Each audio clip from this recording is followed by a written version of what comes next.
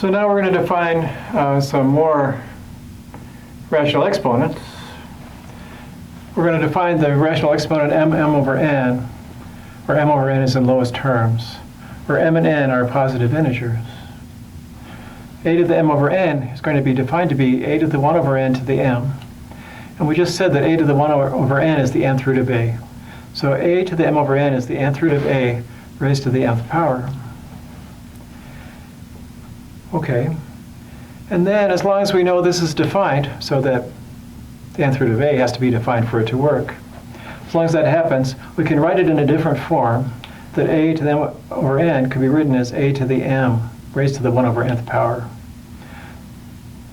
So these two things turn out to be the same. If that's defined, this number is the same number as that number. And that's how you write it. All right. It says it might help you to remember how these fractional exponents work by remembering roots go underground. Or is it roots grow underground? The root is the denominator of the fraction. I don't have an expression for the power, stays above ground, but the roots are below the division sign. All right, we'll look at some examples of these fractional exponents now where the numerator is not of 1.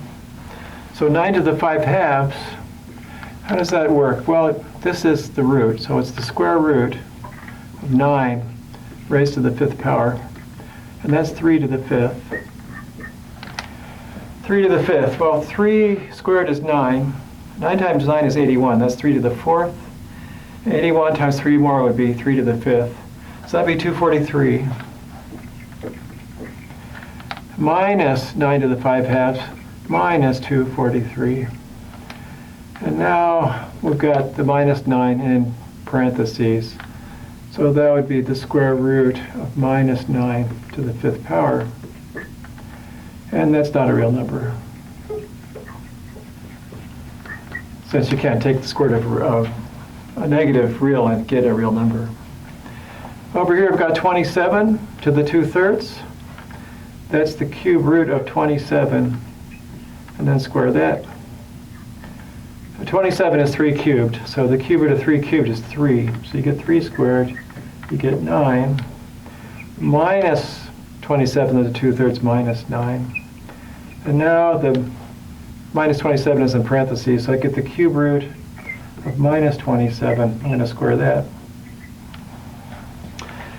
And minus 27 is minus 3 cubed, so the cube root is minus 3. I'm going to square that and get 9 again. Okay.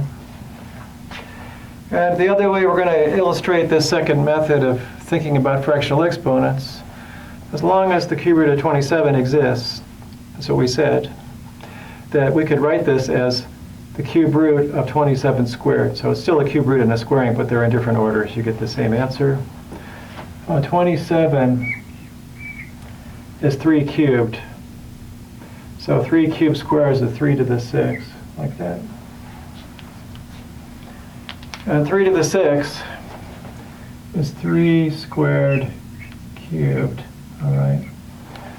So when you take the cube root of something cubed, you get the thing back. So that'd be just 3 squared, which we said was 9. So at least we got the same answer. All right, so there's how we think of rational exponents, where the rational number, the exponent, doesn't have 1 in the numerator. If it does, it's just looking at a root. Now we're looking at a root raised to the nth power.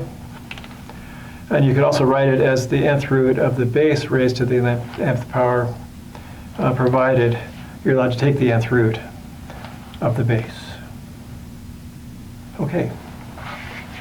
Making some progress. I suppose the next thing, what do we have? 1 over n is an exponent, m over n is an exponent. I suppose we have to talk about negative rational exponents. Let's see if that comes up next. It has to be here somewhere, and I'll see you in a minute.